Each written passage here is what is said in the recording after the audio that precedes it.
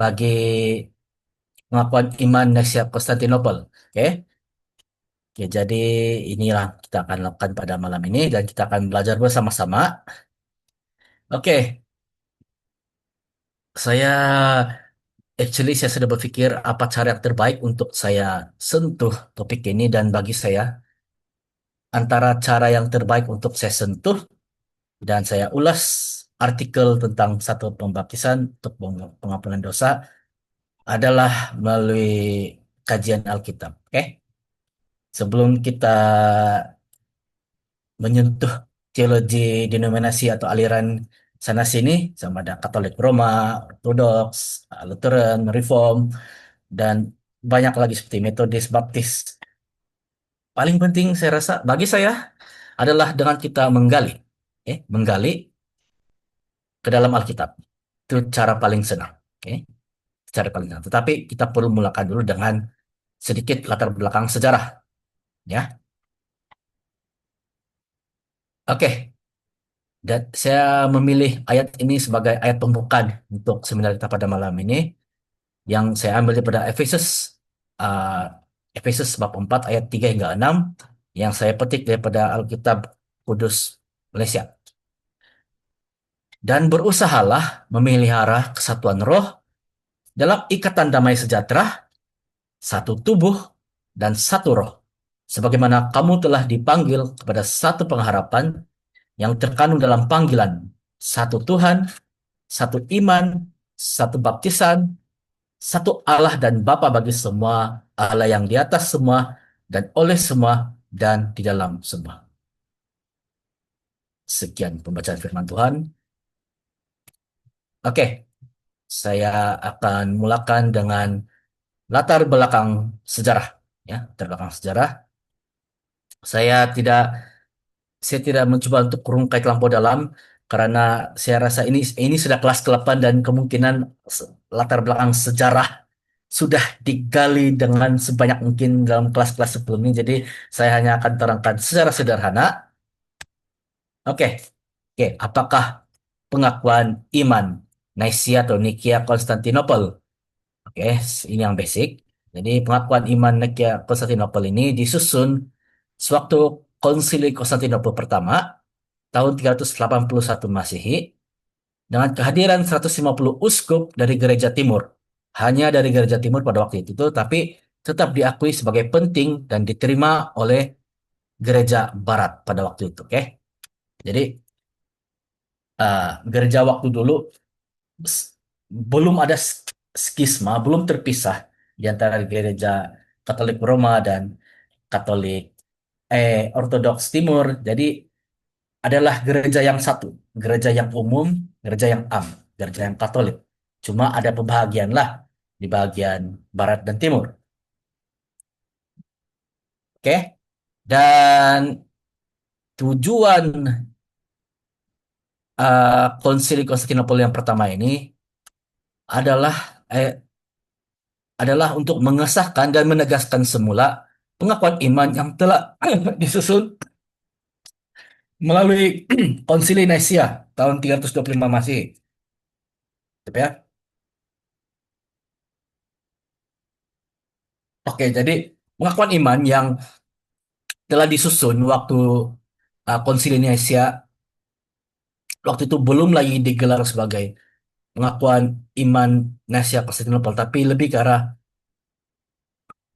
pengakuan iman uh, Nicea, bukan bukan seperti yang kita kenal sekarang ini. Dia masih tidak berapa tidak begitu panjang, tidak begitu teliti, dan kemudian apabila Konsili Konstantinopel pertama ini berkumpul semula, mereka menyusun uh, pengakuan iman Nikia Konstantinopel ini dan ianya mengandungi pernyataan yang lebih lengkap mengenai siapa Yesus Kristus itu sebagai sang anak ataupun sang putra dan ditambah dengan butiran penyaliban dan ditambah dengan artikel satu gereja yang kudus, am, Katolik atau sejagat atau Katolik dan juga rasuli. Okay? Dan juga ditambahkan artikel pembaptisan serta kebangkitan orang mati serta hidup yang kekal. Okay. Itulah yang jadi dalam Konsili Konstantinopel yang pertama. Dan kemudian artikel mengenai pembaptisan itu ditambah dalam susunan pengakuan iman yang baru itu, terutamanya untuk menolak ajaran sesat ataupun bidat gerakan Donatisme pada masa itu. Jadi inilah baris yang ditambah dalam pengakuan iman tersebut. Oke, dalam Yunani homologomen hen baptisma es aphesin hamartion, dan dalam Latinnya confitemur unum baptismum in remissionem peccatorum. Oke, ini yang ditambah, baris ini yang ditambah dalam pengakuan iman yang mula-mula disusun di Nicaea itu.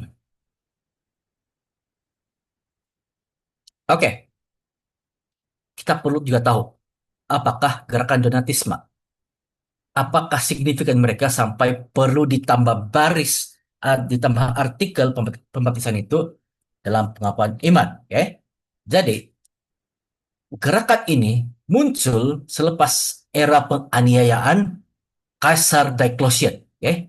Kaisar Diocletian pada tahun 303 hingga 305 Masehi di Afrika Utara, khususnya di wilayah Carthage. Oke, lepas ini akan ada map, saya akan tunjuk dalam map. Dan apabila penganiayaan berakhir, mulalah timbul perbalahan, percanggahan pendapat tentang bagaimana cara gereja menangani orang-orang Kristen yang telah mengkhianati iman, okay? Yang pernah menyerahkan kitab suci kepada pihak Rom. Mereka ini digelar sebagai traditores. Jadi waktu penganiayaan dulu dari oleh Diocletian terutamanya pada umat Kristen, mereka diberi dua pilihan, sama ada menyerahkan Alkitab mereka atau menyerahkan apa saja kitab suci yang mereka ada pada pihak Rom. Kalau mau hidup, oke, semua orang, termasuk bishop kah, uh, gembala kah, pastor kah, atau umat Kristen kah, semua diberi pilihan. Kamu mau hidup, berikan kitab suci, kepada kami sebagai bukti bahwa mereka uh, bukan lagi Kristen tetapi orang-orang yang menyembah kaisar. Jadi mereka ini orang-orang yang digelar sebagai traditores yang pernah menyerahkan kitab pada pihak Rom waktu masih era penganiayaan Diocletian. Dan ya, isunya sama dengan mereka ini yang pernah menyerahkan Alkitab mereka, menyerahkan kitab suci mereka, boleh diterima kembali ke dalam gereja. Oke,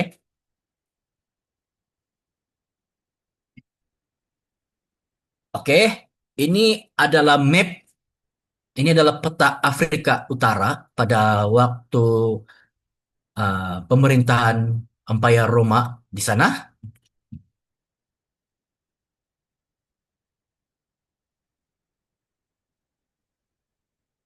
Oke, ada orang mau masuk lah ini. Ya, tidak Pak. Nanti kami akan admit dia. Oke, oke, Oke, Pak. oke. Oke. Jadi ini adalah map untuk Afrika Utara. Yang saya bulatkan itu,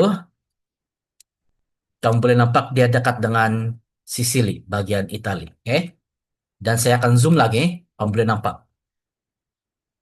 Carthage di sini, bah. Oke, dalam bulatan itu. Ini Carthage. Oke.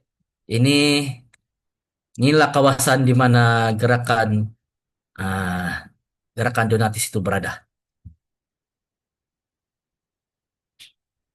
Dan kemudian selepas kematian uskup bagi kawasan Carthage, dilantiklah seorang uskup baru yaitu Caecilian. Oke.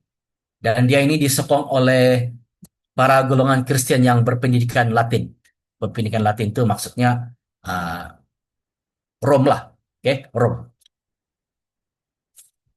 Dan terdapat satu golongan yang digelar sebagai golongan rigoris ini, kira sebagai golongan hardline, golongan hardcore ataupun golongan yang sangat tegar lah, golongan sangat tegar yang sangat menolak golongan traditor. Jadi mereka menolak pelantikan Caecilian sebagai uskup karena salah seorang uskup yang mentahbiskan Kaiselen ini adalah seorang traditor, oke? Adalah seorang traditor yang pernah mengalah dengan pihak Roma. Dan juga golongan Donatis ini mereka menolak kesahihan sakramen yang diberikan oleh Kaisilian. Oke? Oleh karena Kaisilian ini ditabis oleh orang yang pernah mengkhianati. Jadi mereka menganggap bahwa sakramen yang diberikan oleh uskup Kaisilian ini adalah tidak sah, tidak alkitabiah. Oke? Ini pendapat golongan rigoris itulah, golongan keras kepala. Dan kemudian mereka ini memilih seorang yang bernama Majorinus.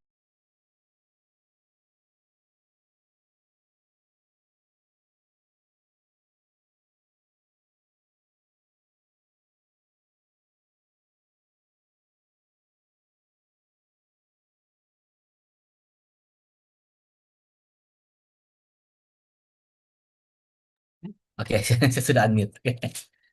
Oke, guys, seperti yang saya bilang tadi, golongan rigoris ini golongan-golongan yang keras. Ini mereka memilih seorang yang baru bernama Majorinus, dan kemudian selepas matinya Majorinus ini, golongan rigoris ini, golongan Donatis ini menggantinya, time itu belum lagi Donatus, bukan lagi dikira gerakan uh, Donatisme. Mereka masih dikira sebagai golongan rigoris, golongan yang keras kepala, golongan yang tegar. Jadi lepas matinya Majorinus, mereka menggantikannya dengan seorang yang bernama Donatus, seorang yang bernama Donatus dari Casei Nigre.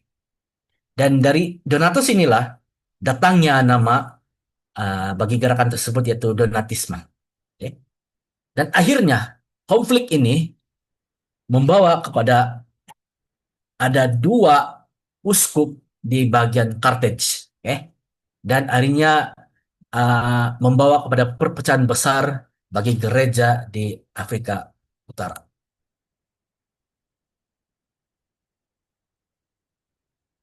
Oke, kita sudah bercerita tentang sedikit latar belakang gerakan Donatisme. Jadi kita perlu juga tahu apakah ajaran utama Donatisme, golongan ini. Pertama, apa yang mereka pegang adalah kekudusan gereja itu bergantung kepada kekudusan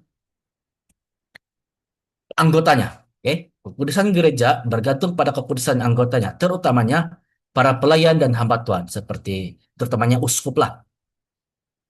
Dan sakramen itu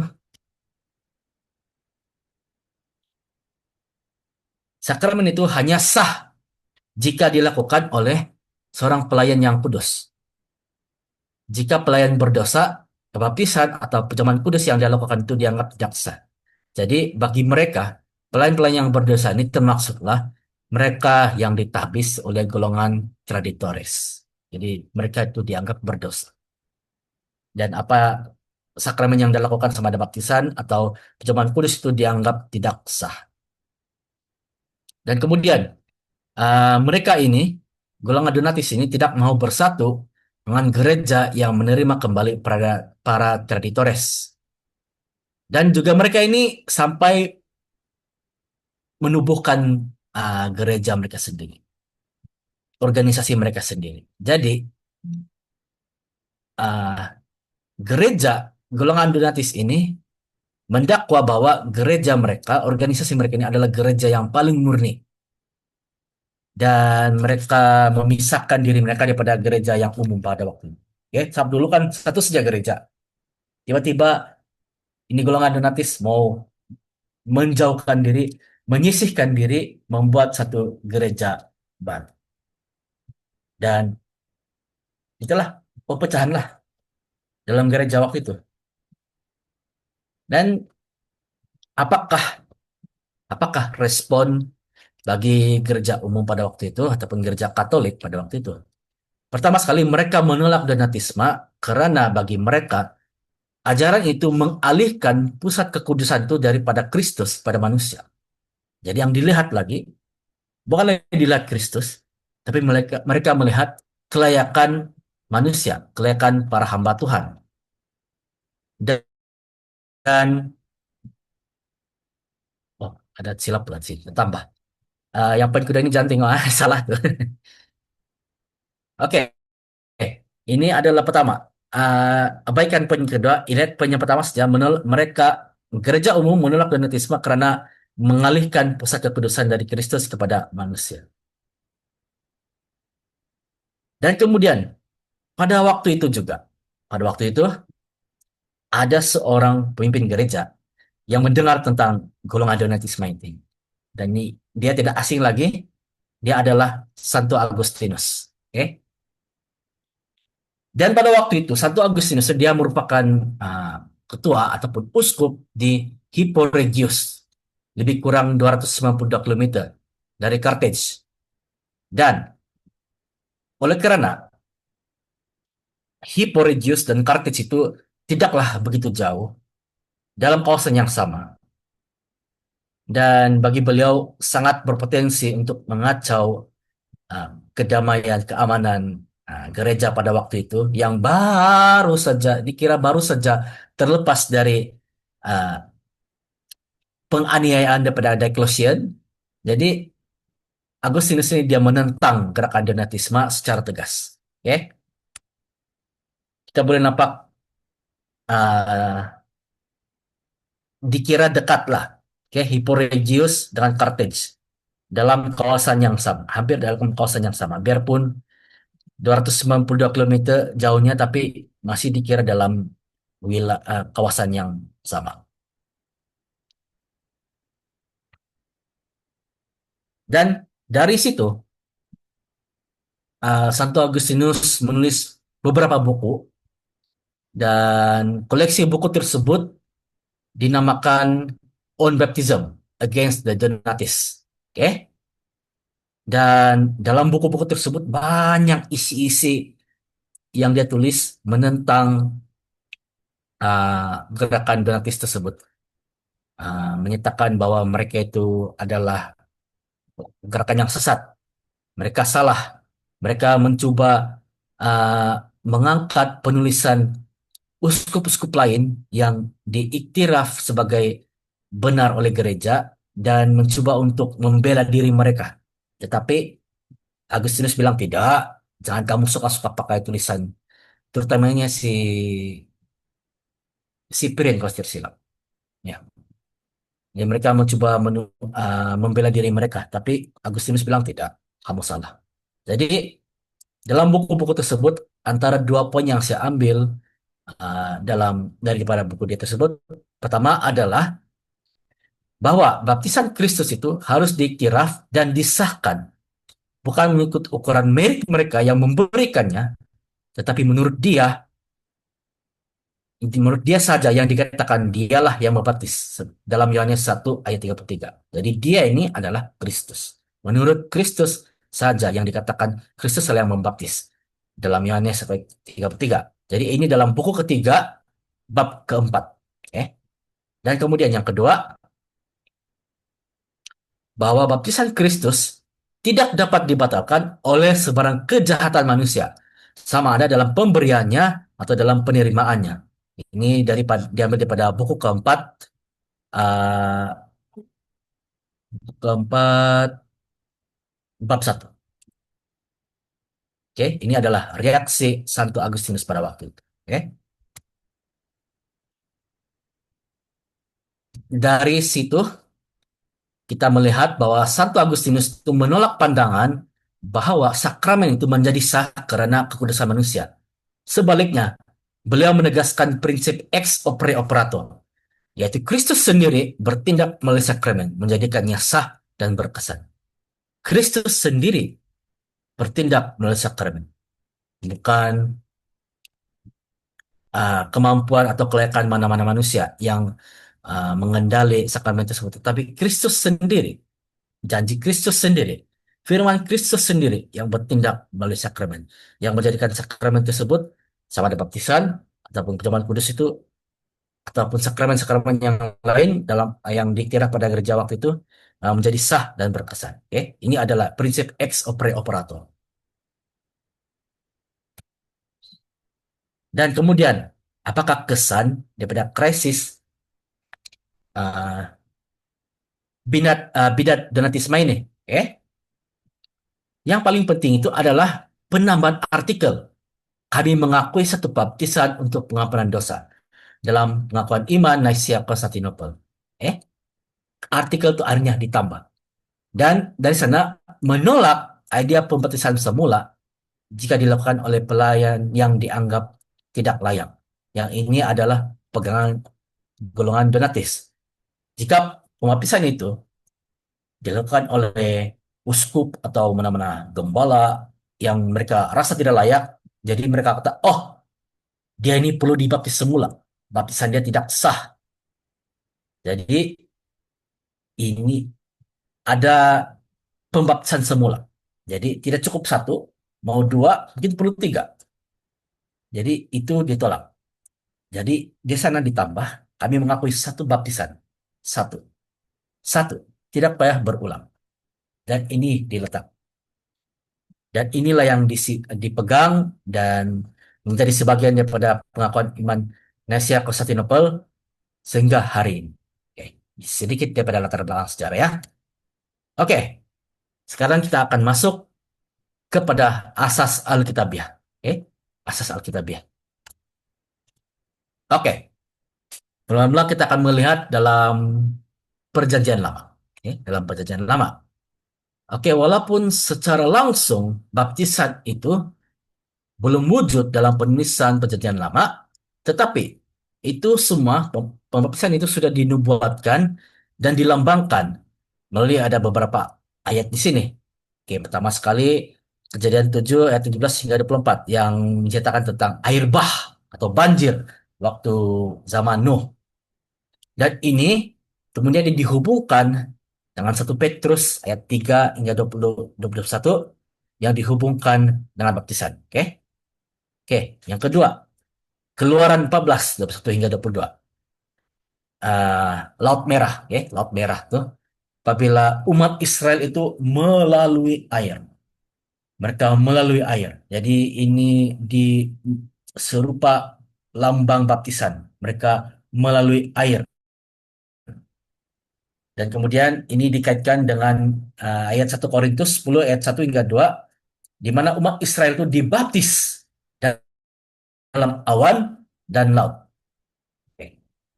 Dan kemudian yang ketiga, dari dua raja-raja ayat 5 bab 5 ayat 14 di mana Naaman, oke, Naaman itu mandi 7 kali di Sungai Yordan untuk ditahirkan, untuk disucikan. Oke, ini satu lambang, lambang ya, bukan baptisan tapi cuma lambang. Mandi 7 kali, mandi di sungai. Dan kemudian ada dalam Yesaya 44 ayat 3 dan juga dalam Yeskiel ayat 36 bab 36 ayat 25 hingga 27 tentang nubuatan, oke? Air yang mencurahkan pentahiran atau penyucian atau pengudusan bergantung dengan terjemahan Alkitab kamu dan juga roh baru. Oke, jadi ini sudah dinubuatkan dalam ayat-ayat tersebut. Kamu boleh nampak dalam uh, semua ayat-ayat inilah dari Perjanjian Lama. Dan kemudian kita pergi kepada Perjanjian Baru. Oke, asal Alkitabiah dalam Perjanjian Baru. Pertama sekali kita melihat pada baptisan Yohanes. Oke, baptisan Yohanes itu seperti yang terdapat dalam Matius 3 ayat 1 hingga 6, Markus 1 ayat 4 hingga 8, Lukas 3 ayat 3 hingga 16, Yohanes 1 26 hingga 23. Jadi, baptisan oleh Yohanes ini adalah tanda pertobatan, oke? Baptisma metanoias, satu persediaan bagi kedatangan Mesias, pun Kristus, oke? Dan kemudian kita boleh lihat dalam kisah para rasul.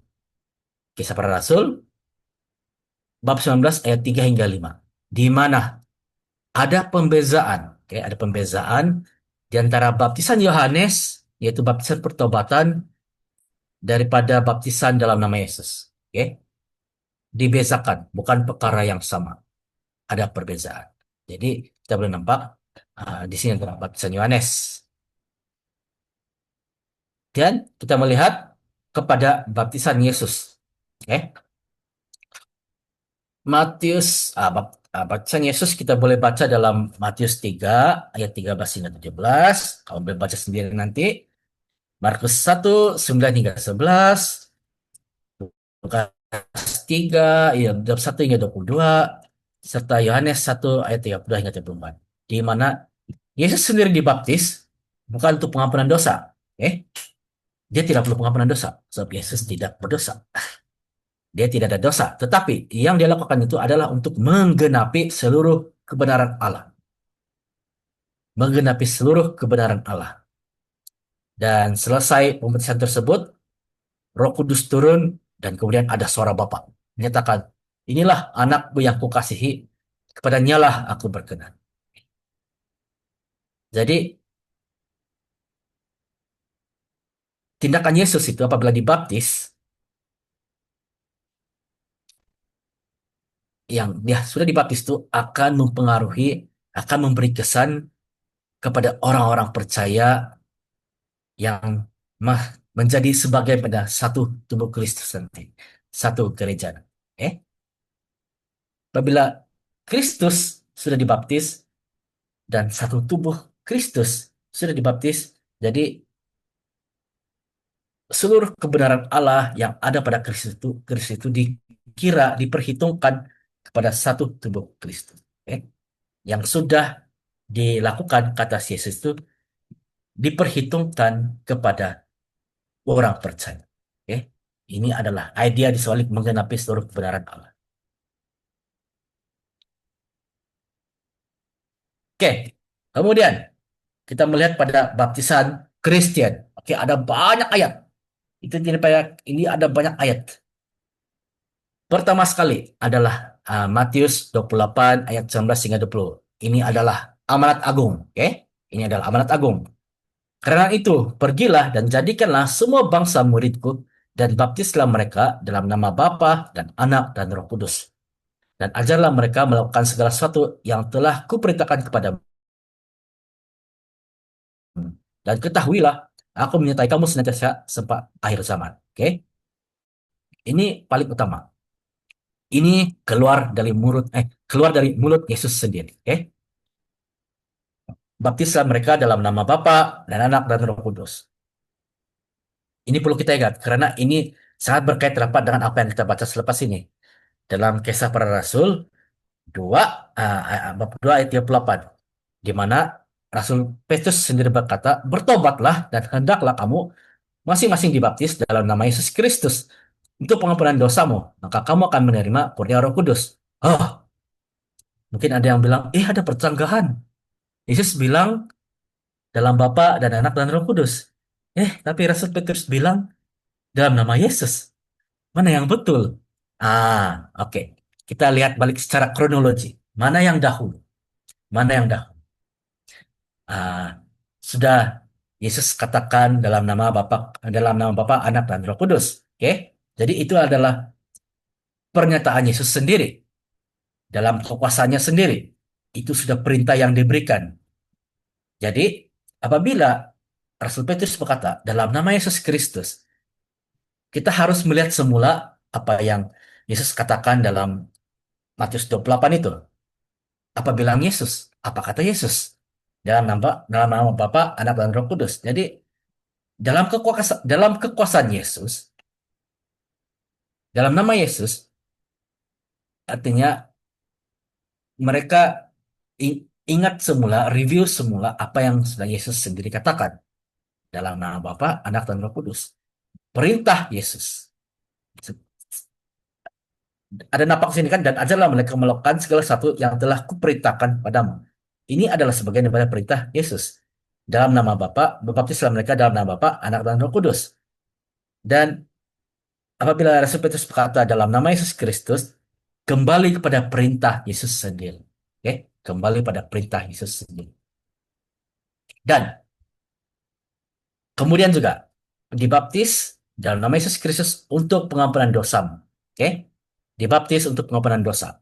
Jadi sini sudah kita jelas nampak ini adalah dasar asas Alkitabiah yang sangat jelas bagi artikel satu baptisan untuk pengampunan dosa dalam pengakuan iman Naisia Konstantinopel. Ini adalah asasnya, sangat sangat terang dan jelas di sini. Oke, oke. Kemudian kita melihat seterusnya pada kisah-kisah baptisan individu yang percaya. Ada banyak di sini.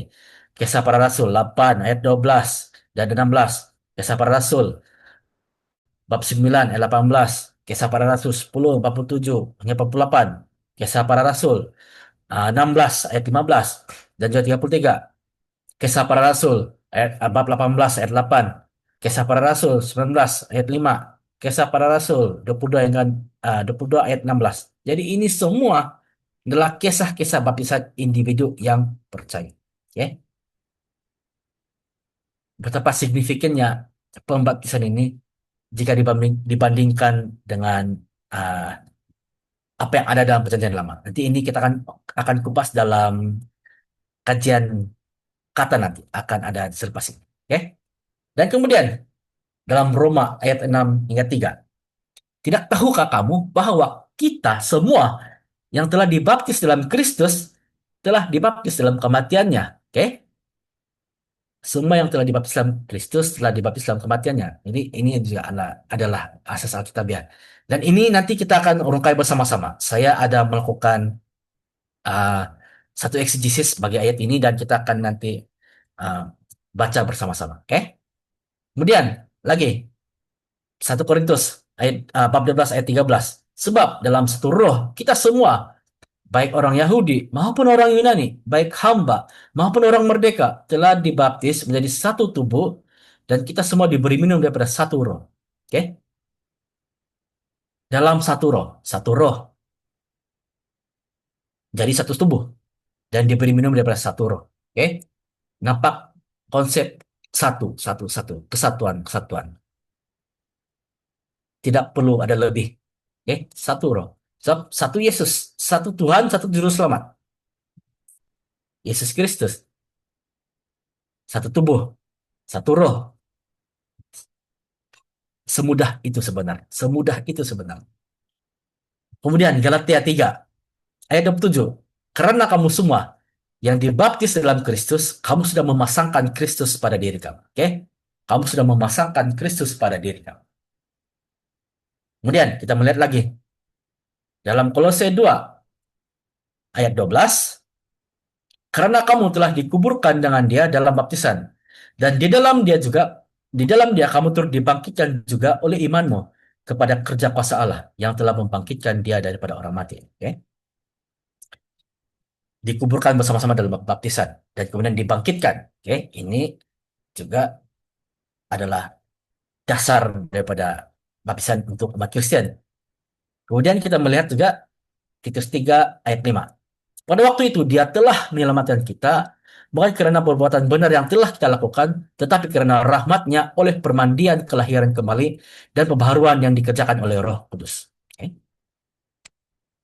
Dan terakhir sekali, ayat yang saya kira akan kadang-kadang mencetuskan kontroversi. 1 Petrus bab 3 ayat 20-21. Yaitu kepada roh-roh mereka yang dahulu pada waktu Nuh tidak taat kepada Allah, ketika Allah tabah menantikan sewaktu Nuh sedang mempersiapkan bahteranya, di mana hanya sedikit, itu hanya 8 orang yang diselamatkan dari air bah. Baptisan yang menjadi kiasannya sekarang menyelamatkan kamu. Maksudnya bukan untuk membersihkan kenajisan jasmani, melainkan untuk memohonkan hati nurani yang baik kepada Allah oleh kebangkitan Yesus Kristus. Ya. Baptisan sekarang menyelamatkan kamu. Bagaimana? Itu nanti kita akan persoalkan. Kita akan coba rungkai, akan coba tanya. Oke? Oke, sekarang kita akan masuk kepada kajian kata. Oke, ini antara bidang yang saya, wah, yang saya sering lakukan lah. Ibu kira saya minat. Jadi antara cara paling utama untuk kita menggali teologi dalam, Alam-alam ya. oh, oke.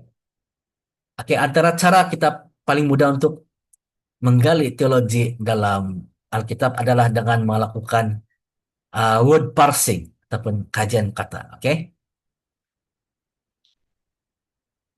baptisan dalam bahasa Yunaninya adalah baptizo. Oke, baptizo. Dan baptizo itu berasal dari kata akar bapto. Oke, bapto. Dan bapto ini bermaksud mencelup, menyelamkan, menenggelamkan, merendam, membasahkan. Oke, membasahkan, merendam. Jadi semua tindakan yang memasukkan atau disentuhkan dengan air. Jadi idea di sebalik bapto itu adalah tindakan mencelup sesuatu objek ke dalam cecair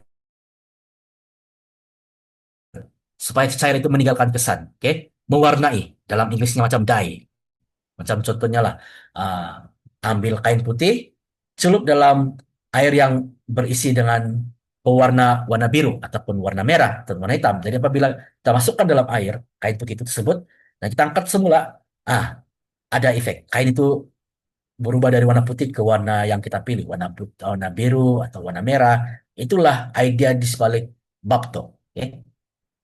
Jadi sentuhan oleh cair yang menghasilkan kesan yang dapat dilihat. Jadi itu adalah idea di sebalik bapto. Dan itu juga yang mendasari uh, pemahaman di sebalik baptizo. Apabila dicelupkan, diselamkan, ditenggelamkan, direndamkan, dibasahkan dengan cecair, dengan air, ada kesan, ada kesan dari luar, ekstranos, ya, ekstranos dari luar kepada objek yang dibasahi atau bersentuh dengan air. Ada kesan. Jadi itulah idea di sebalik baptism. Ya.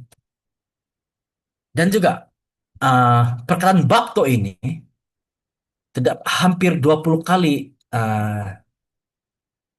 dinyatakan dalam LXX, yaitu Septuagint, yaitu perjanjian lama dalam bahasa Yunani. Dan ianya digunakan untuk menerjemahkan perkataan tabal.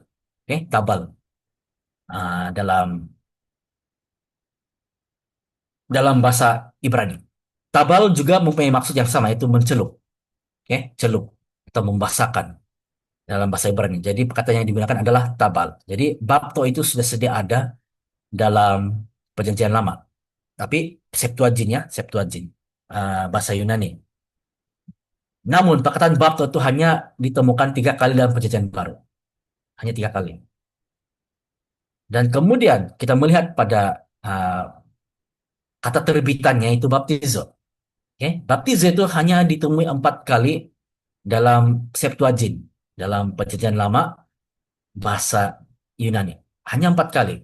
Tetapi dalam perjanjian baru, kan perjanjian baru kita adalah dalam bahasa Yunani. Bahasa asal ada bahasa Yunani. Ditemui hampir 80 kali. Oke, hampir 80 kali. Dan ini menunjukkan kepentingan pembaptisan dalam perjanjian baru sebagai identiti kekristenan. Oke, berbeza dengan era perjanjian lama dan perjanjian baru. Dalam perjanjian baru, dalam penulisan perjanjian baru, dia lebih prominent, lebih banyak terbit, lebih banyak timbul. Jadi apabila benda itu berulang-ulang kita temui dalam penulisan, itu menunjukkan kepentingan. Okay? Dan dalam konteks perjanjian baru itu menunjukkan uh, sebagai uh, menunjukkan identiti kekristenan. Kekristenan dan pembaptisan itu tidak boleh dipisahkan. Oke, saya akan membawa kita mengkaji ayat Roma bab 6 ayat 3. Oke. Tidak tahukah kamu bahwa kita semua yang telah dibaptis dalam Kristus Yesus telah dibaptis dalam kematiannya. Oke, dalam bahasa Yunaninya ebaptistemen. Ebaptistemen telah dibaptis. Oke. Dalam perikop Roma ayat 6 Roma bab 6 ayat 3 hingga 5, oke, terdapat beberapa kata kunci dalam bahasa Yunani yang menentukan serta menegaskan tentang kesatuan dengan Kristus. Oke, di mana orang percaya secara objektif dan nyata terhubung dan bersekutu dengan Kristus sehingga apa yang dialami Kristus juga dialami oleh mereka, yaitu kematian Kristus pada dosa dan kebangkitan Kristus pada hidup baru. Oke, dalam kesatuan ini, orang percaya mempunyai perhubungan pribadi dengan Kristus, menyertai secara aktif, serta mengambil bagian dalam kehidupan Kristus sendiri. Oke, dan ini semua bermula dari telah dibaptis. Baptis temen. Oke, bermula dari dibaptis dalam kematiannya. Oke, oke, kita perlu lihat di sini. Kita boleh lihat di sini. Oke, baptis temen, telah dibaptis. Ia merupakan satu kata kerja uh, orang pertama, first person, jamak itu plural dengan kala auris bersuara pasif bersifat indikatif. Oke, ini ada uh, banyak ciri-ciri, banyak butir-butir bahasa di sini. Apa maksud dia? Apa maksudnya bagi kita? Ah, oke. Pertama, Paulus menegaskan bahwa semua orang percaya itu telah dibaptis dalam kematian Kristus. Oke, telah dibaptis. Pertama, kita melihat bahwa baptis temen itu mempunyai suara pasif. Oke, suara pasif bermaksud dia apa? Tindakan dari luar, bukan tindakan sendiri. Yang telah orang percaya, yang telah dibaptis itu adalah penerima, bukan pelaku, bukan diri sendiri yang melakukan, tapi menerima dari luar, ekstranos, dari luar diri sendiri. Oke? Kemudian, sifat indikatif ebaptistemen memberi penegasan bahwa pembaptisan itu merupakan satu realiti dan fakta. Oke? Bukan bukan satu benda yang direka-reka, bukan satu benda, bukan satu perumpamaan, bukan satu kiasan, tetapi indikatif, fakta, betul-betul terjadi dan sudah benar-benar berlaku dalam hidup orang percaya. Sudah benar-benar berlaku, bukan akan berlaku di masa depan, tetapi sudah berlaku. Dilakukan oleh Allah sendiri dari luar, kita menerima, orang percaya menerima, dan bukannya oleh tindakan diri sendiri. Dari sana kita melihat bahwa melalui pembaptisan kita bersatu dengan Kristus. Dan apabila kita bersatu dengan Kristus, kita bersatu dalam kematiannya, kita bersatu dengan kebangkitannya, itu semua kita alami. Dan dari sana juga kita juga menerima pengampunan dosa. Apabila Kristus sendiri yang sudah dibaptis oleh Yohanes Pembaptis, kan baptisan yang dilakukan oleh Yohanes Pembaptis itu adalah untuk pengampunan dosa. Jadi apabila Kristus sudah dibaptis oleh Yohanes Pembaptis bagi pengampunan dosa, kita kita orang percaya kita menerima apa yang Yesus sudah terima itu. Kita menerima Yesus sudah Yesus sudah dibaptis untuk menggenapi kebenaran Allah. Itu orang percaya alami. Itu satu reality, bukan benda yang dibuat-buat, bukan janji tarang bulan. Betul betul terjadi. Oke, Oke, sini kita akan pada tajuk yang seterusnya yaitu teologi baptisan. Oke, ini saya semua ambil daripada ayat-ayat Alkitab yang kita sudah rungkai tadi dan bukan dari teologi ataupun katekismus mana-mana alirannya, tidak. Oke, pertama sekali, baptisan sebagai karya ilahi seperti yang terdapat dalam Titus 3 ayat 5. Oke, baptisan itu bukan hanya simbol tetapi sarana kasih kurnia. Cara untuk menerima kasih kurnia melalui baptisan. Jadi melalui air dan firman, Allah bertindak mengampuni dosa dan melahirbarukan manusia. Oke. Jadi bentuk aorist aktif indikatif. Esosen hemas. Esosen hemas. Yaitu dia telah menyelamatkan kita. Yesus sudah menyelamatkan kita. Bukan kita bilang kita menunggu penyelamatan. Yesus sudah menyelamatkan kita. Jadi subjeknya itu adalah Yesus dan objeknya adalah orang percaya. Dia telah menyelamatkan kita. Sudah dilakukan oleh Yesus sendiri. Dan kita lihat dalam ayat itu bukan karena perbuatan benar yang telah kita lakukan, tapi karena rahmatnya. Melalui pemandian, kelahiran kembali, dan pembaharuan yang dikerjakan oleh Roh Kudus. Itulah apa yang kita dapat melalui baptisan. Kemudian, baptisan dan kesatuan dengan Kristus dalam Roma 6 ayat 3 hingga 5. Jadi, seperti yang sudah kita rungkai tadi, dalam ayat dalam Roma 6 ayat 3 itu menunjukkan kesatuan dengan Kristus melalui baptisan. Kita bersatu dengan Kristus. Dan kesatuan itu bukan benda yang direka-reka. Itu adalah reality. Kesatuan kita dan Kristus itu adalah reality. Dan itu yang memberi kita penghiburan, memberi kita kedamaian, memberi kita ketenangan. Dan itu melalui baptisan. Oke, saya ada sedikit lagi ulasan. Oke, dalam Roma 6 ayat 5, terdapat kata kerja kita telah menjadi, yaitu gegonamen, yang bersifat orang pertama jamak, first person plural, kala sempurna, perfect, bersuara aktif, dan bersifat indikatif. Dan kata akar bagi gegonamen itu adalah ginomai, yang mempunyai maksud menjadi, wujud, berlaku, berubah, dan menyatakan perubahan keadaan dan peralihan dari satu status ke status yang baru. Dan kala sempurna dalam bahasa Yunani koine menggambarkan satu keadaan serta kenyataan yang sudah bermula di masa lalu dan tetap berterusan sehingga sekarang dan sampai bila-bila tanpa ada had masa. Oke? Tanpa ada had masa. Itu idea di sebalik kata kala sempurna. Jadi apabila kita telah menjadi, oke, gegenamen kita telah menjadi dalam Roma 6 ayat 5, itu menunjukkan satu keadaan yang kekal.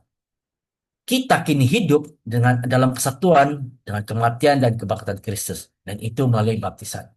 Kita telah menjadi. Kita terus menjurus menjadi. Kita terus menerus bersatu dengan Kristus melalui baptisan. Ya. Kemudian baptisan dan pengampunan dosa. Sila bagi tahu kalau saya sudah lebih masa. Baptisan dan pengampunan dosa. Oke, seperti yang tertulis dalam Kisah Para Rasul ayat 2, bab 2 ayat 38, bertobatlah dan hendaklah kamu masing-masing dibaptis dalam nama Yesus untuk pengampunan dosamu, maka kamu akan menerima kurnia Roh Kudus. Oke, dalam bahasa Yunaninya, eis aphesinton hamartion humon, untuk pengampunan dosa kamu semua. Bukan dosamu saja, tetapi untuk dosa kamu semua. Itu adalah terjemahan bagi humon, kamu semua. Plural, jamak, kamu semua. Bukan satu orang ya, bukan pribadi. Semua untuk pengampunan dosa kamu semua. Untuk pengampunan dosa kita semua.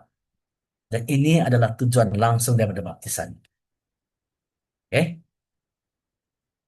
itu adalah dari Allah sendiri.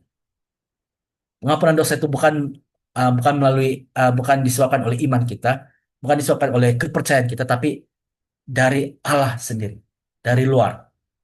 Oke, diterima, kita terima dari luar, kita menerima pengampunan dosa itu melalui baptisan.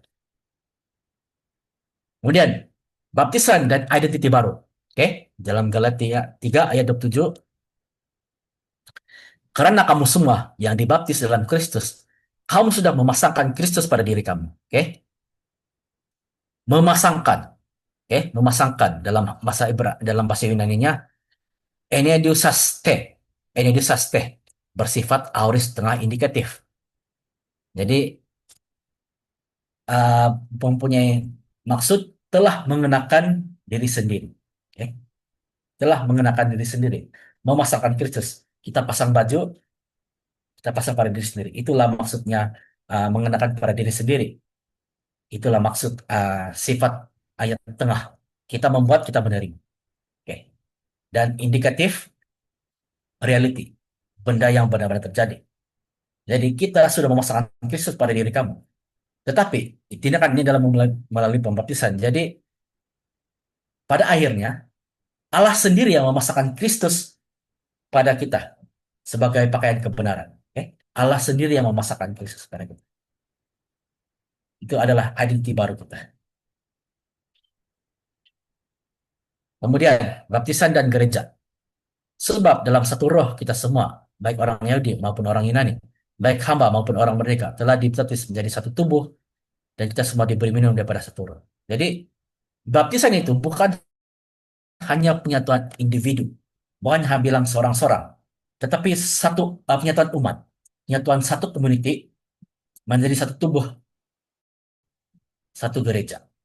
Dan apabila bilang menjadi satu tubuh atau satu gereja itu, ini adalah benda yang terjadi sepanjang zaman.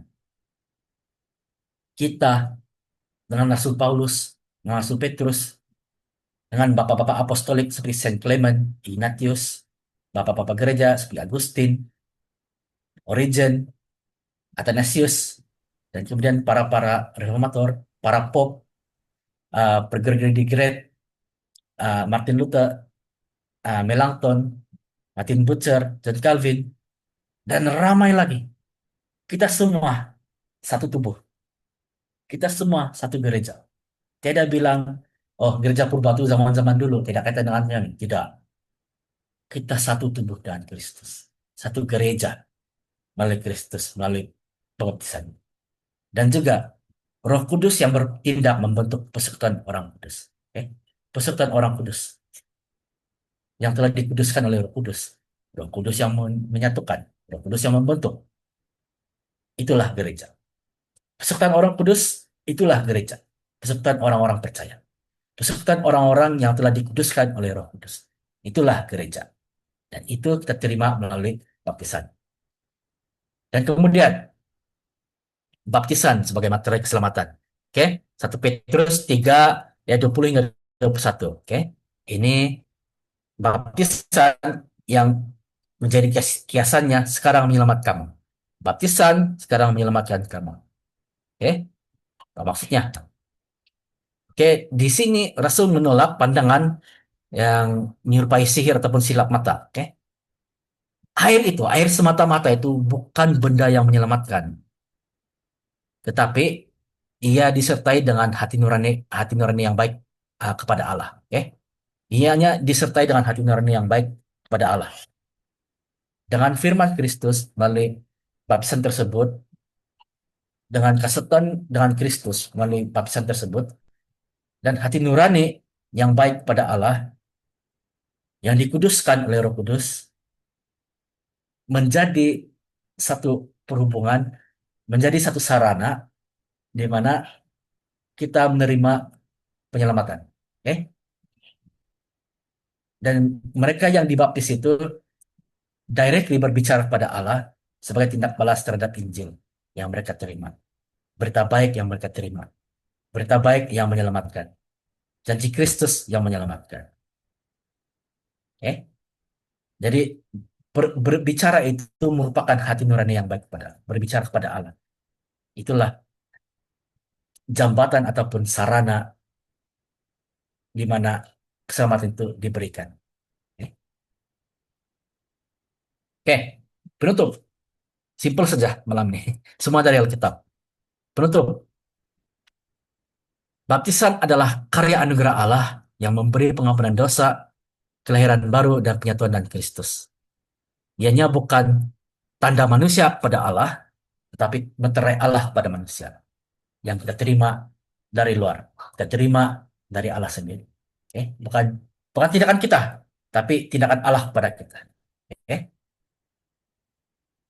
Dan firman dan air bersama-sama menjadikan baptisan efektif. Karena di dalamnya terdapat janji Kristus sendiri. Oke? Bukan air yang menyelamatkan, tetapi firman bersama-sama air itu. Firman melalui air itu yang menyelamatkan. Janji Kristus melalui air dan menyelamatkan. Bukan air semata-mata. Bukan, bukan ini. Disiram dengan saya terus menyelamatkan. Tidak. Janji Allah melalui air. Berapa banyak air? Tidak penting. Firman Allah melalui air itu yang penting. Itu yang menjadikan baptisan itu berkesan. Maka baptisan itu adalah pintu masuk ke dalam gereja. Tubuh Kristus dan kehidupan yang kekal. Terima kasih. Terima kasih brother yang sudah share kita pasal apa nih baptisan pada malam hari ini. So, sekejap ya, saya share screen dulu.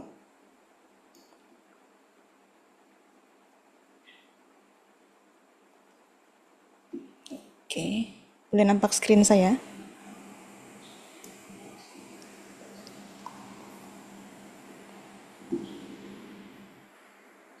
Oke.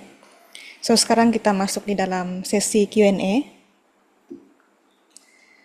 Baik, seperti yang sudah dimaklumkan pada awal kelas tadi, sekiranya ada yang ingin menyampaikan soalan, boleh terus menggunakan fungsi raise hand. Dan setelah nama saudara atau saudari dipanggil, bolehlah menghidupkan mikrofon dan bertanya soalan. Dan kalau ada juga yang mau bertanya melalui ruangan chat, boleh sampaikan di bahagian ruangan chat untuk segala soalan-soalan kalian.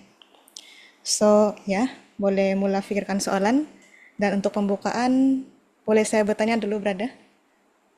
Boleh, boleh. Boleh, oke.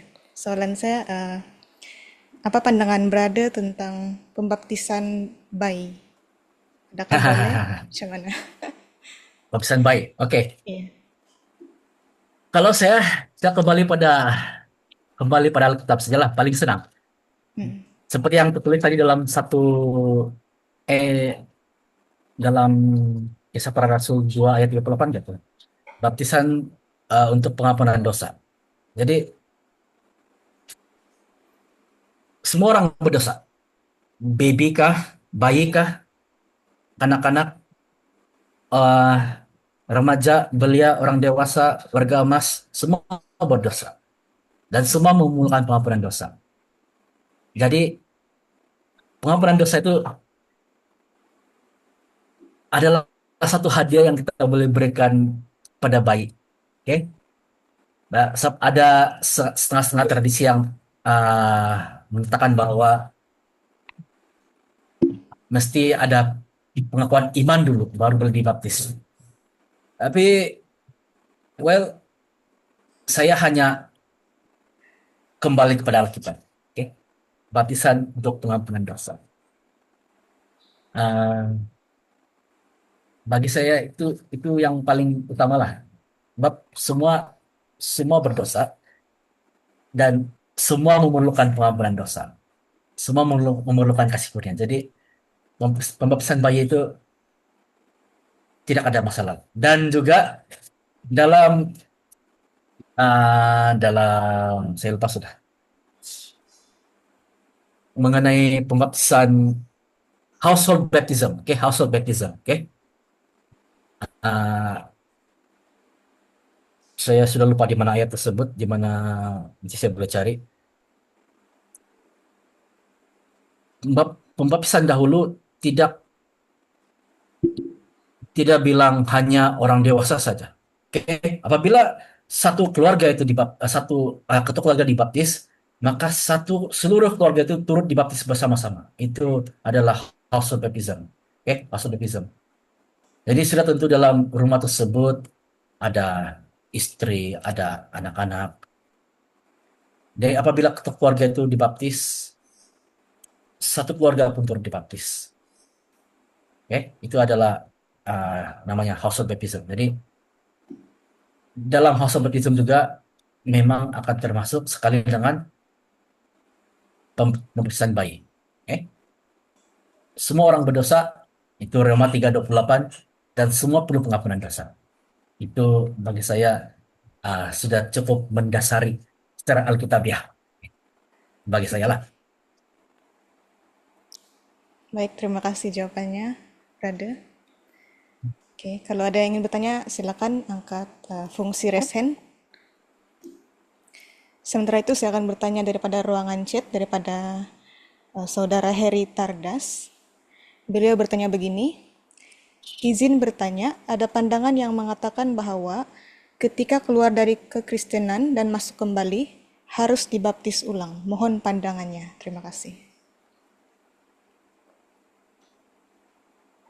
Keluar dari kekristenan harus baptis ulang. Hmm,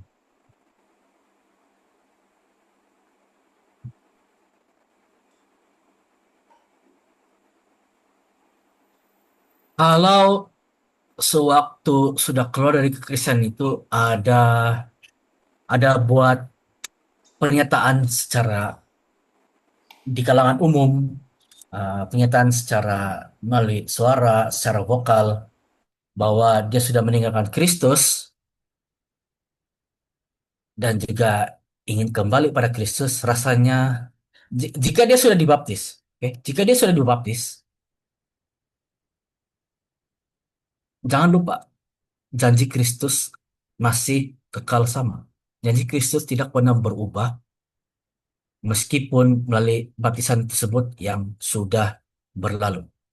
Dia pun dia sudah melepaskan, sudah meninggalkan kekristenan, tetapi dia mau masuk semula, mau menjadi sebagian daripada satu tubuh Kristus lagi, rasanya tidak perlu dibaptis ulang. Itu ada pendapat pribadi saya, dan itu juga mengikut pembuktian secara Alkitabiah. Kamu ini mengikut tradisi lah. Mungkin ada tradisi yang menekankan peneguhan semula, konformasi, oke, konformasi. Dia sudah dibaptis, dia sudah tentu ada jadi baptis. Itu cuma secara legal lah, tapi jangan lupa janji Kristus, janji Allah melalui pembaptisan tersebut tidak pernah berubah, kekal. Oke, ini adalah bagi saya cara paling penting. Kita jangan melihat pembaptisan itu sebagai apa yang kita lakukan, tapi kita melihat apa yang terjadi di sebalik, apa yang tersirat di sebalik pembaptisan tersebut. Janji Kristus, firman Kristus melalui pembaptisan tersebut. Jadi bagi saya tidak perlu baptis ulang. Tidak perlu baptis ulang, mungkin cuma perlu counseling atau konfirmasi atau peneguhan semula. Hanya perlu itu. Oke, itu bagi saya. Itu pendapat pribadi saya. Ini tidak pastilah kalau mengikut tradisi lain, mungkin ada tradisi yang lebih tegas yang memerlukan tersebut, itu bergantung dengan tradisi mereka lah. Oke, itu itu jawaban yang saya boleh berikan lah. Terima kasih, Brother. Sekiranya ada soalan, boleh terus mengangkat tangan.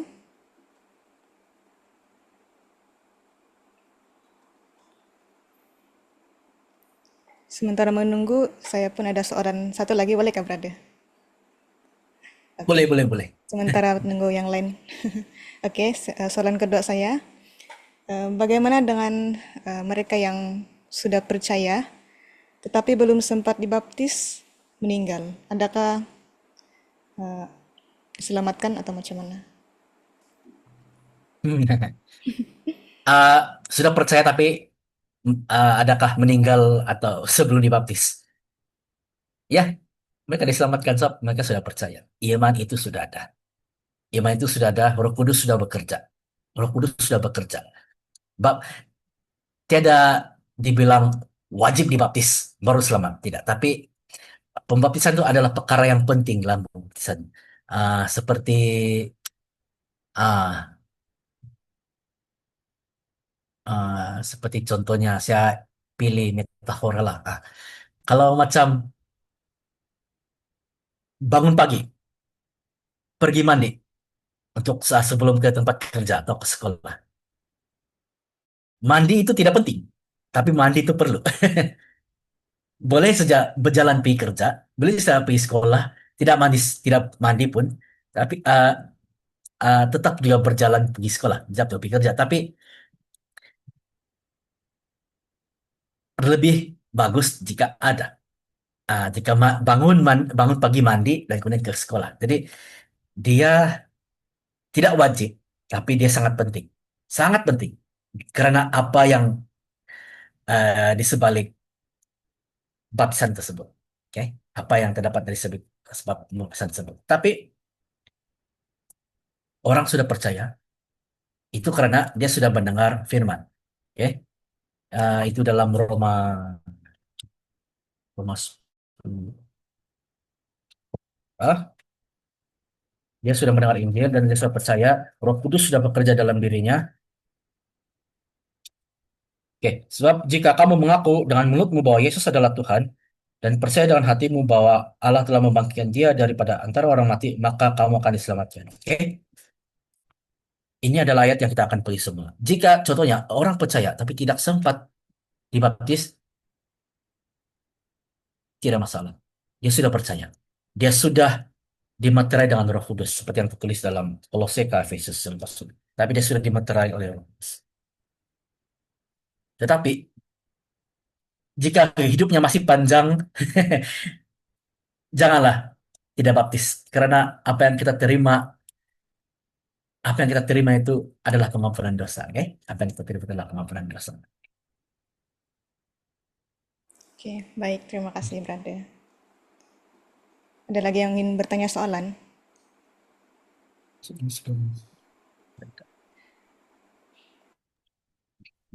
Pak, saya tanyalah. Bolehkah saya bertanya? Ah, boleh, bagusku. Mungkin juga apa ini mewakili yang lain. Nah. Terima kasih pada Jeren yang sudah apa namanya berkongsi dengan kita. Ya, ini kerja keras dan kerja yang bukan main-main untuk membuat sebuah bahan pelajaran untuk diajarkan. Kita apresiasi setiap usaha dan tahniah juga untuk kelahiran baby. Ya, yes, welcome to the club. Oke. Tanpa membuang masa, saya mau bertanya ini mungkin mewakili yang lain juga. Apakah baptisan Gereja Katolik Roma, Protestan, Ortodoks itu dianggap sah dan setara, begitu? Sah dan setara. Ya. Itu pertanyaan kedua. Pertanyaan pertama. Pertanyaan yang kedua adalah di dalam kacamata kita hari ini, bagaimana seharusnya gereja modern mempraktikkan kesatuan iman dalam baptisan? Apabila kita mengingat kembali, ada perbezaan pandangan soal selam, percik, ditenggelamkan, dan subjek daripada baptisan itu sendiri seperti anak dan orang dewasa. Gitu. Jadi pertanyaan dia, bagaimana seharusnya gereja modern mempraktikkan kesatuan iman dalam baptisan itu sendiri? Ya, terima kasih. Ya, Oke. Apa tadi soalan pertama itu? Oh, adakah sah? Adakah iya, sah? iya. Gereja Katolik Roma, Gereja Ortodoks, dan Gereja apa ini Protestan, yang di dalam Gereja Protestan itu juga berkembang lagi dia punya Hmm. praktik ataupun dia punya baptisan. Apakah itu kalau sejauh kita survei, apakah itu dianggap sebagai sah dan setara, gitu ya? Seperti yang apa ini setara maksudnya kita punya ukuran di situ adalah biblical yang sudah diuraikan tadi. Jadi itu adalah satu apa ini penanda aras. Jadi ketika praktik-praktik yang dilakukan baik di gereja-gereja denominasi tertentu atau gereja tertentu, apakah itu dianggap sah dan setara? Gitu. Sejauh pengamatan. Saya akan mengambil dalam konteks yang kecil dan konteks tempatan dahulu ya. Seperti contohnya dalam majelis gereja-gereja Sabah. Ah, itu. Majelis gereja Sabah. CCM. Ya, MGG, MGJ Majelis lah. ya, Majelis Gereja-Gereja. Saya ambil dalam konteks Sabah dulu lah. Oke. Semua gereja-gereja yang dalam majelis gereja ini, dalam kesatuan ini, mereka juga ada syarat. Oke. Dan pertama sekali, untuk menjadi ahli majelis tersebut, baptisan mesti dilakukan dalam nama Allah Tritunggal, Bapa, Anak, dan Roh Kudus. Oke, seperti yalah, kalau macam dalam CCM lah, paling senang CCM. Dalam Council of Churches of Malaysia, antara syarat utama menjadi ahli badan tersebut adalah dengan baptisan yang dilakukan dalam nama Bapa, Anak, dan Roh Kudus. Dalam badan tersebut, dalam majlis tersebut, ada badan-badan gereja yang berlainan. Ada Ortodoks, kalau dalam CFM ada gereja Katolik, ada dalam CFM itu anu Christian Federation of Malaysia. Ya, dalam CFM ada gereja, ada CCM, ada Council of Churches of Malaysia, ada Katolik Roma, dan ada NECF. NECF ini mewakili gereja-gereja independen. Oke, NECF. Jadi dalam CFM ini, antara yang utama, syarat utama menjadi ahli adalah dengan baptisan dalam nama Allah Bapa, Anak, dan Roh Kudus. Dan bukannya ah, nama Yesus saja. Seperti yang dilakukan oleh golongan-golongan oneness, golongan ah, Unitarian. Jadi golongan-golongan gereja-gereja yang tidak berada dalam tidak dapat menjadi ahli CFM ini, Christian Federation of Malaysia ini, mereka adalah gereja-gereja yang ditolak sebab mereka melakukan baptisan dengan formula yang lain, bukan formula Allah Tritunggal. Jadi dalam konteks CFM, dalam konteks Malaysia sendiri, terdapat satu ah, macam akun lah, macam mengakui satu pengakuan bahwa baptisan yang dilakukan oleh gereja-gereja lain yang ada dalam badan tersebut adalah gereja yang sah dan gereja yang diterima. Eh, Sakramen yang diterima, baptisan yang diterima. Baptisan yang diterima. Baptisan yang dilakukan dalam formula yang betul. Diakui. Roma Katolik mengakui baptisan Gereja Lutheran. Gereja Lutheran mengakui baptisan Ortodoks Timur. Dalam Malaysia ada beberapa gereja Ortodoks Timur. Jadi badan-badan ini, gereja-gereja ini saling mengakui baptisan antara satu sama lain. Jadi, jadi untuk menjawab soalan tadi, dalam konteks tempatan, ya itu diakui. Yang penting baptisan itu dilakukan dalam formula yang betul, dalam nama Bapa, Anak, dan Roh Kudus. Oke, Yang kalau saya perhatikan di dalam apa ini NECF atau ini majelis gereja-gereja, terutama yang diwakili oleh NECF ya, uh, tidak ada satu rekod yang mereka menerima ini ortodoks. Jadi berarti apakah itu berarti ortodoks punya baptisan tidak masuk secara sah dan ini kan masih di dalam konteks di Malaysia. Oke, dalam inisiatif ya dia tidak ortodoks, tapi dalam CCM ada. Dalam CCM ada masih. ortodoks. Dalam Council of Churches of Malaysia ada ortodoks. Oke, Dalam inisiatif tiada. Nah, oke. oke, Jadi kemudian apa? Soal itu kedua tadi, berarti oh, berarti tidak tidak tidak diterima kah yang mana? kalau yang apa itu ortodoks itu? Ortodoks, oke, ortodoks diterima sebab masih dalam formula Bapa, Anak, dan Roh Kudus. Asal Allah Tritunggal diterima. Ya, Selain daripada itu, oke, kita sudah kira sebagai sesat lah. Bidah. kecuali kecuali sabellianisme atau modelisme begitu kan. Ya, ya, ya, ya. Oke, yang kedua tadi itu bagaimana seharusnya gereja mempraktikkan kesatuan iman dan kesatuan baptisan begitu. Sedangkan sekarang kita melihat kenyataan dia ada baptisan selam, ada Hmm. baptisan percik, ada oles dan subjek daripada dia punya baptisan itu adalah seperti ada yang menerima anak, ada yang menerima orang dewasa begitu. Ya. Hmm. Jadi bagaimana seharusnya gereja mempraktikkan kesatuan iman dalam satu baptisan itu? Hmm. Saya rasa antara cara paling paling mudah kita merenung kembali firman Tuhan lah, seperti yang saya tadi share dalam ayat pembukaan itu. Ah, dan berusahalah memelihara. Oke, berusahalah. Berusaha itu memang susah. Sebab kita adalah orang-orang yang berdosa. Sentiasa ada sifat dosa dalam kita yang sering ada mau apa?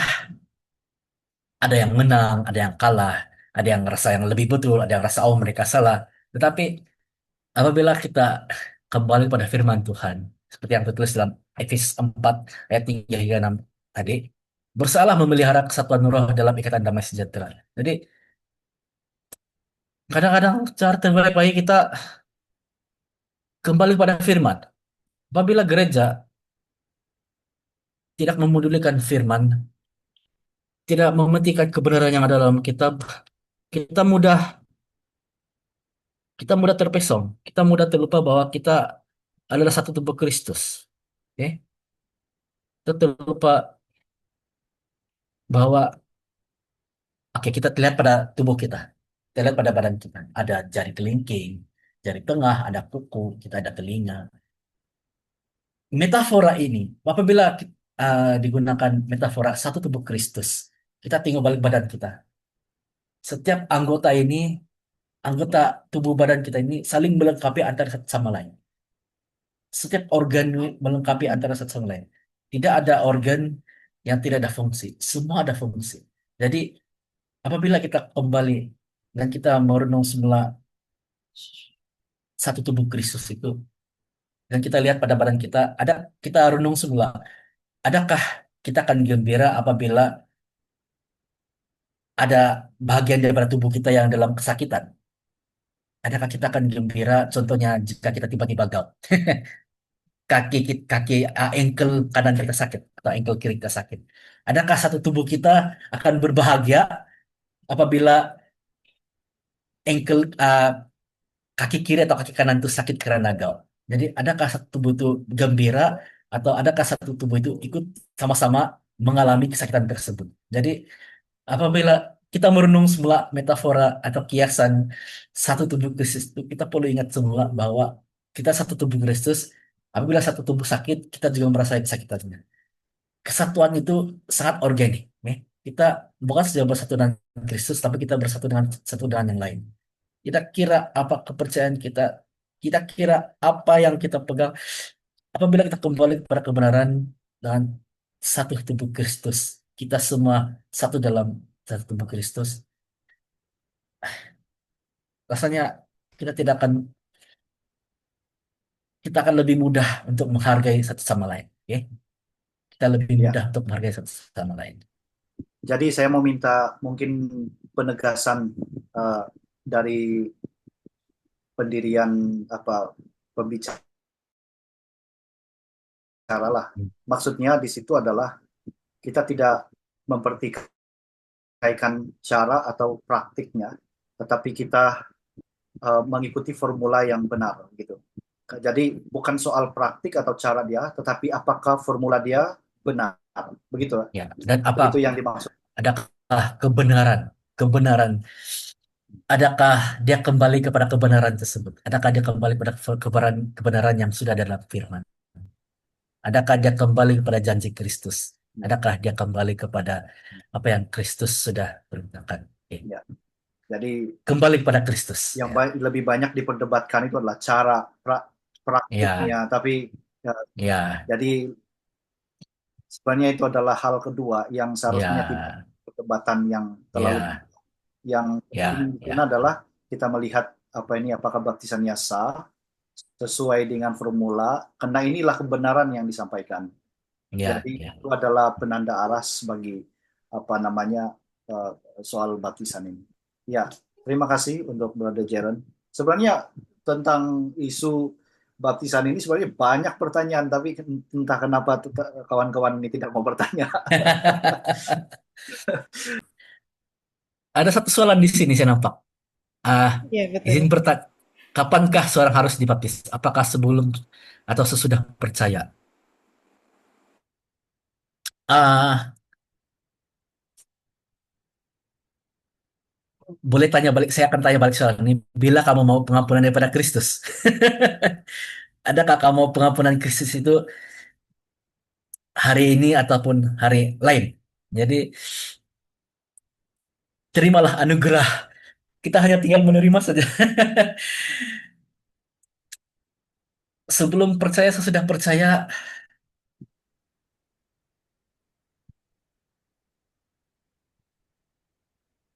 kita lihat balik pada konteks. Oke. Um, adakah uh, saya pernah mendengar satu satu cerita, satu ilustrasi yang digunakan. Jika kamu ada seorang anak buah atau ada anak, bilakah kamu akan mau memberikan dia hadiah? Oke, bila kamu memberikan hadiah, adakah kamu mau memberikan dia hadiah uh, apabila hari jadinya sudah sampai, ataupun kamu akan memberikan dia hadiah apabila dia sudah mampu berkata, ah saya sayang kamu. Oke, ini lebih dekat contohnya dengan seorang seorang ibu atau seorang bapak. Oke, kamu memberi kamu memberi satu hadiah untuk anak kamu, untuk baby kamu. Adakah kamu akan memberi hadiah tersebut uh, semata-mata kamu sayangkan dia, atau adakah kamu ingin memberikan hadiah tersebut apabila bayi itu sudah boleh berkata, "Ah, Papa saya sayang kau, Papa." Nah, bila dia sudah mulai berkata-kata, baru kita berikan hadiah tersebut. Jadi itu kita renung semula. Oke?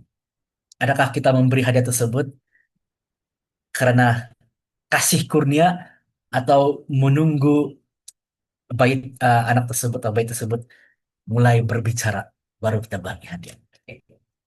Jadi dia juga adalah dari konsep kasih kurnia. Kasih yang dikurniakan. Kasih yang dianugerahkan. Oke. Jadi itu terpulang dengan kamu. Kamu bila kamu mau hadiah tersebut, adakah kamu mau sebelum atau sesudah, apapun kebenaran tetap tidak akan berubah. Kamu tetap akan menerima pengampunan dosa sebelum percaya, sesudah percaya. Tapi kita perlu, kita jangan lupalah bahwa setiap baptisan tersebut ada janji Kristus. Oke? Sebagaimana si Bapa memberi hadiah pada anaknya dengan penuh kasih, seperti itu juga ah, Allah memberikan kasih karunia pada kita melalui baptisan. Ya, kita mungkin menerima baptisan tersebut, kita mungkin tidak menghargai. Mungkin ada budak yang tidak tahu menghargai hadiah. Oke? Dapat hadiah terus kasih koyak, terus dibuang sana sini. Tapi itu sebenarnya itu sudah diberikan kepada kamu. Oke?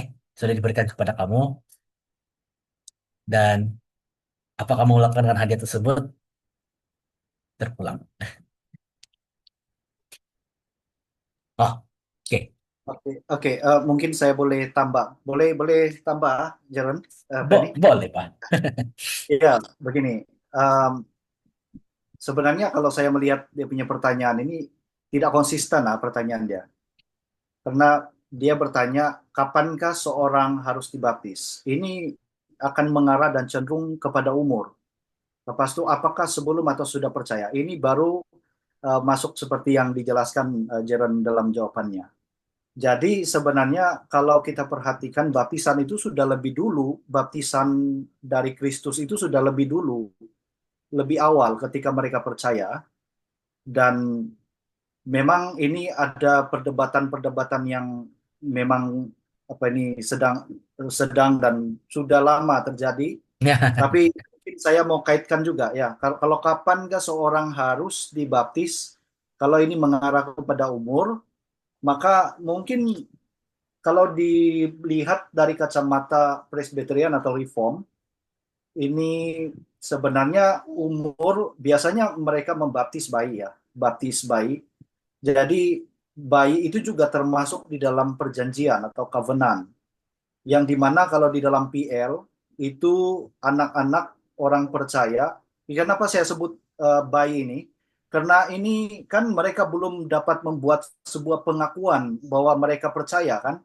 Jadi di dalam PL anak-anak orang percaya itu diberi tanda perjanjian atau sunat.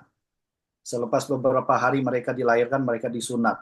Nah, di dalam perjanjian baru, baptisan menggantikan sunat sebagai tanda perjanjian. Seperti kita lihat dalam Kolose 2 ayat 11, 12 begitu ya. Jadi, kita melihat bahwa di dalam tradisi atau terutama sekali di dalam gereja kami membaptis bayi. Karena kita melihat dari kacamata covenant atau dari kacamata perjanjian. Jadi kalau pertanyaannya bilakah seseorang dibaptis, walaupun sebenarnya dia belum percaya, dia belum boleh mengakui dia percaya dan membuat pengakuan bahwa dia percaya kepada Tuhan, sebenarnya kita membaptis mereka ini sebagai sebuah mengira tentang covenant ya, perjanjian. Yang di dalam perjanjian lama saya sebutkan tadi sunat, dan di dalam perjanjian baru ini menggantikan sunat. Jadi em, kalau pertanyaan yang kedua itu apakah sebelum atau sesudah percaya, sebenarnya kita lebih awal sebelum dibaptis dengan air atau ya begitu kan, dibaptis dengan air.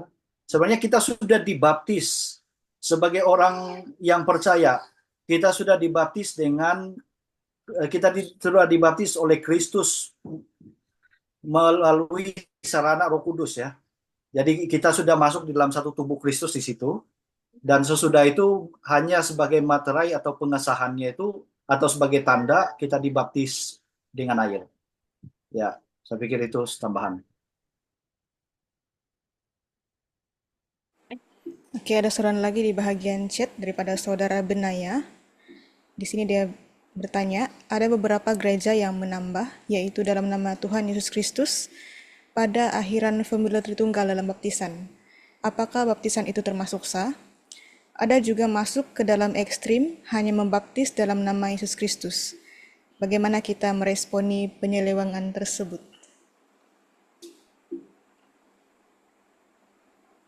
Oke, yaitu dalam nama Yesus Kristus.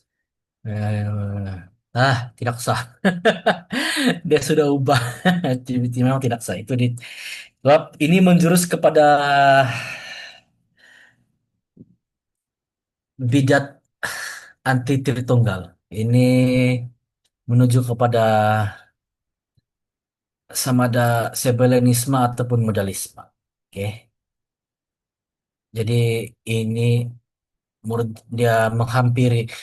Actually dalam apabila dia mengubah sini, dia sudah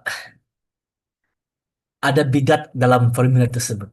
Ada ajaran sesat. Jadi apabila formula itu disesatkan, minta maaf, baptisan itu tidak sah. Sebab sudah melanggar kata Yesus sendiri dan sudah ah, ada salah paham, kesalahpahaman dan kesalahan dalam ajaran atau kepahaman ah, doktrin Tritunggal.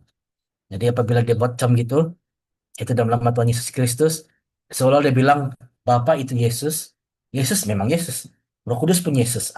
Sana salah, sana sesat. Itu apabila buat itu memang sesat. Oke, dan yang kedua, yang hanya membaptis dalam nama Yesus Kristus. Baik, bagaimana kita meresponi penyelewengan tersebut? Dia terlupa orang tersebut.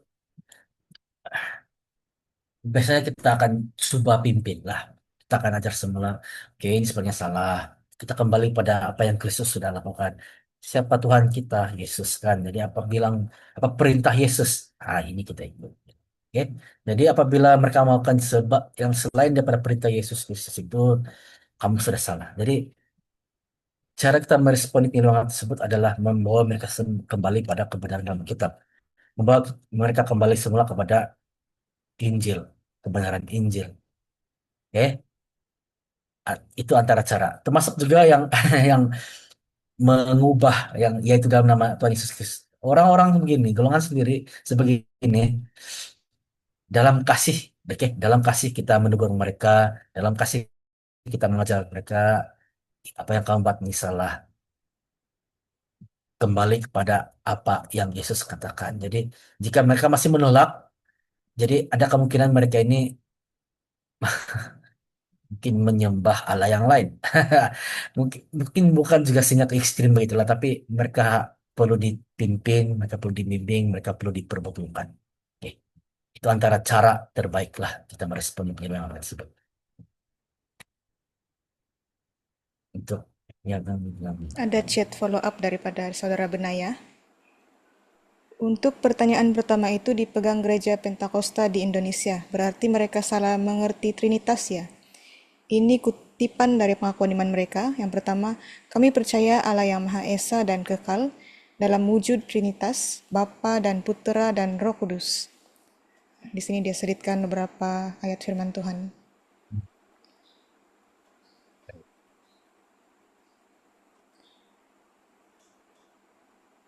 Dan kemudian disambung dalam Matius 28 ayat 19, keesaan namanya yaitu Tuhan Yesus Kristus.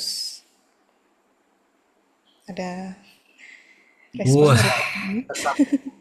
Sebenarnya dia sesat nih. bermula daripada kami percaya kepada yang Maha Esa dan Kekal. Dalam kata dalam wujud itu saja sudah sebenarnya sudah mengarah, ya. Kalau kita percaya Allah yang esa satu jamak dalam pribadinya kan, tapi Hmm. ini dalam dia bermula dari wujud ini ada potensi. Itu hanya apa ini modalisme, Ya, eh, modalisme. ya modelism.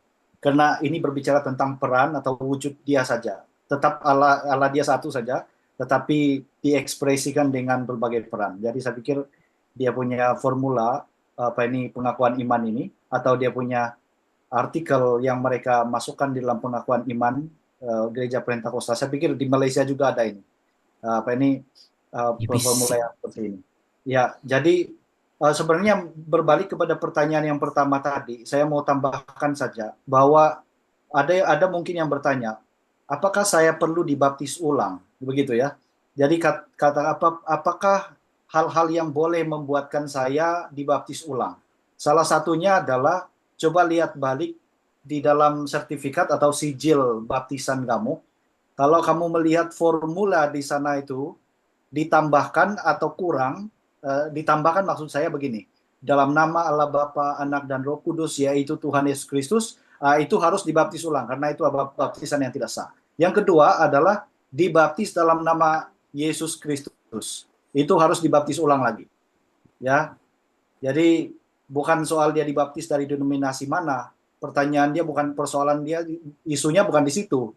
Tetapi isunya apakah kamu dibaptis dari gereja lama, kamu masuk ke gereja baru, apakah baptisan yang pertama yang kamu telah ikuti itu sah atau tidak dan apa ini ikut formula yang benar atau tidak. Jadi ini hanya sebagai tambahan. eh, Coba lihat kembali sertifikat atau sijil baptisan kamu, lihat kembali kamu dibaptis secara sah atau tidak. Ya,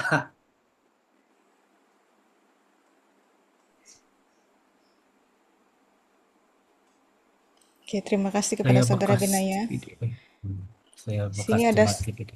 ya, ada komen daripada Benaya. Terima kasih, dia bilang. Saya termasuk dalam gereja Presbyterian, tetapi rada cemas karena Rasa. banyak kawan-kawan saya dalam gereja tersebut. Willy pun ada menambah, dia bilang saya bekas jemaat GPDI dan baptisan saya tidak diterima oleh mana-mana gereja lain. Hmm. Oke, baiklah. Rasanya selesai sudah sesi Q&A kita. sebab itu Willy dibaptis ulang 2 tahun Ya, lalu atau satu ya, tahun lalu ya, ya, ya. dibaptis ulang. Ya. Ya, terima kasih semua yang sudah bertanya soalan. Banyak input yang kita boleh belajar dari soalan-soalan. Oke, baiklah. Sekarang kita masuk di dalam closing statement dan juga seterusnya closing prayer oleh speaker. Dipersilakan. Oke. Closing statement. Ya, terima kasih atas kesempatan yang telah diberikan untuk saya berkongsi apa yang saya telah gali uh, melalui artikel. Kami mengakui satu baptisan untuk pengakuan dosa. Jadi, pengampunan dosa. uh, Ya, saya sadar kita semua berasal dari tradisi yang lain. Kita setiap daripada kita ada pegangan dan tanggapan kita sendiri. Saya bukan reform, saya bukan Presbyterian, saya ex reform. Saya Lutheran. Uh, Kembali kepada ya, fitrah gereja kami. Tapi pada asasnya kita semua satu tubuh Kristus. Oke? Apabila kita satu tubuh Kristus, kita ada satu Tuhan, satu iman, dan kemudian satu baptisan. Ya, kita ada pegangan kita sendiri, kita ada tanggapan kita sendiri, kita ada tradisi kita sendiri. Tapi pada akhirnya kita kembali pada Alkitab, kita kembali pada Kristus, dan kita kembali apa janjinya, apa yang kita terima melalui Kristus. Oke? Iman kita tidak menentukan sama ada janji Kristus itu menjadi benar atau tidak. Oke? Janji Kristus tetap menjadi tetap menjadi reality, tetap benar, tidak kira apa yang kita percaya. Oke? Janji Kristus itu kekal selamanya. Janji Kristus itu tidak akan berubah. Jadi mungkin dalam masa-masa kita akan punya keraguan kan tentang ah saya selamat kayaknya. Ah, saya sudah dibaptis tapi kenapa saya masih berdosa? Kenapa saya masih merasa saya tidak bersih? Kenapa saya masih rasa saya sentiasa kotor dan jijik? Saya melihat diri saya sendiri sebagai orang berdosa yang susah bersih. Tapi kita melihat semula kepada salib Kristus, kita melihat semula pada janji Kristus dalam firman-Nya sendiri. Kita kembali pada Kristus. Dan di sana penghiburan kita. Ya, di sana penghiburan kita, apa yang kita terima dalam nama Yesus. Oke? Apa yang kita terima melalui baptisan kita. Apa yang kita terima dalam formula Allah Tritunggal Bapa, Anak, dan Roh Kudus. Itulah penghiburan kita. Itulah sumber keyakinan kita. Apabila kita merasa ragu-ragu, apabila kita merasa sedih, kita ingat semula, I am baptized. Saya sudah dibaptis. Saya telah dibaptis. Apa maksud tersirat sebalik itu? Bukan sekadar uh, perbuatan luaran yang kita lihat, tetapi kita kembali kepada janji Kristus. Jadi semoga itu dapat memberi kita input yang berguna untuk kelas pada malam ini. Kita kembali pada firman, kita menggali firman untuk penghiburan kita melalui baptisan yang menjadi materai untuk keselamatan kita. Mari kita berdoa. Bapa Surgawi yang kami kenal melalui Yesus Kristus dan melalui persekutuan Roh Kudus, terpujilah Engkau Tuhan, Engkau Tuhan yang Maha Kuasa, Engkau Tuhan yang Maha Tahu, Engkau Tuhan yang Maha Hadir, dan Engkau Tuhan yang Maha Berdaulat. Terima kasih Tuhan atas pimpinanmu dan pimpinanmu sepanjang malam ini Tuhan, di mana kami bersama-sama belajar tentang apa yang kami terima melalui baptisan, tentang janji-janjimu yang kami terima melalui baptisan, tentang kesatuan dengan Kristus yang kami terima melalui baptisan. Kami dapat melihat betapa indahnya dan betapa besarnya, betapa agungnya anugerah yang kami terima lewat daripada pembaptisan kami, Tuhan. Tuhan, biarlah kami dapat terus melihat semula pada pembaptisan kami sebagai perkara yang memberi kami keyakinan semula, memberi kami penghiburan dan kedamaian. Apabila kami merasa bimbang, bila kami merasa keraguan, melihat diri kami sendiri, bagaimana kami hidup dalam dunia ini, Tuhan. Ajar kami Tuhan untuk terus bersandar pada salib-Mu. Ajar kami Tuhan untuk terus bersandar pada janji-Mu. Ajar kami Tuhan untuk terus bersandar pada firman. Terima kasih Tuhan atas peluang yang Kau berikan untuk kami untuk belajar bersama-sama pada malam ini. Dalam nama Yesus Kristus, kami semua berdoa dan mengucapkan syukur. Amin.